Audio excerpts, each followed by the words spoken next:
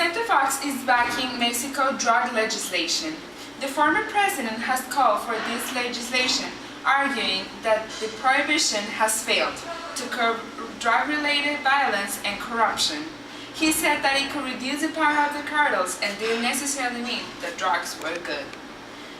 More than 28,000 people had died in drug-related violence since Felipe Calderón took office and deployed the army to fight the cartels.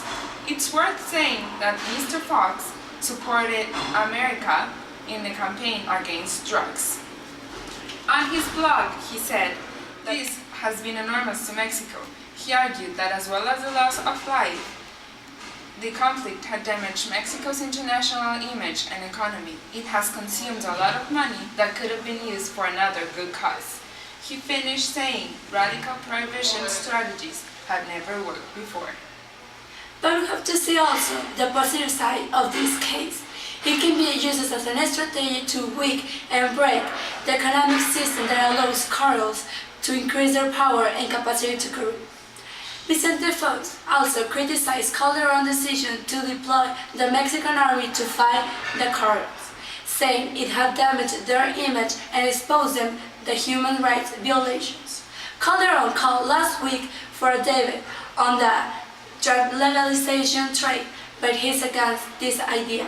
He also agreed in an interview with Colombia's writer Caracol that also it will make drugs cheaper and it will be more easier for other people to buy it. Thank you. We're going to commercials. We're coming back. Bye-bye. No. Hey. Jim, you are such a dork. No, I'm awesome, and that's why you married me. Just remember that. And you married me for my dancing. My dancing.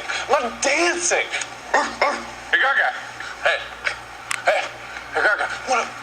Hey. Jim, I got this. Red Robin. Yum. What were you saying? I'm just curious what you were saying. Were you saying that I was right? Is that what you were saying? Good job, Jim? No. Good job being Can we go? amazing. Found it. See you later. Oh, are you? Red Robin. Good morning, Sun City! And now, one of the most relevant news of the day. Mr. Cavazos, the mayor of Santiago, was kidnapped in the city of Monterrey in the district of Santiago. Sonia, tell us more about it. Thank you, Ara. And yes, Edelmiro Cavazos was taken from his home on Sunday night by armed men and has not been heard since. Santiago, the nearby city of Monterrey, the city of Mexico, has been target for the gangs who kidnap citizens for ransom.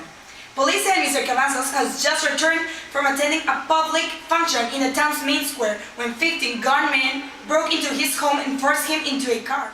State Governor Rodrigo Medina said that Mr. Cavazos has been targeted because of his efforts to control corruption.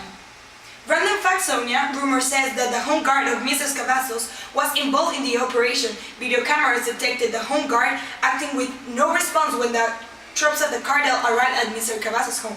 Oh, interesting, Barra. Another fact is that Nuevo León, the northern state where both Santiago and Monterrey are located, has increased in crime since the country's most violent gangs, the Los Zetas, has took control of the city. On Saturday, gangs blocked 13 major streets in the city, Mexico's third largest. And on Sunday, an explosive device went off in front of the studios of Mexico's largest television network, Televisa. Oh, I can't believe it. That must be a horrible weekend. In my opinion, cartels are very strong nowadays. They are about to take control of almost all single property in Mexico, and the delinquents that these ones have brought is very abundant.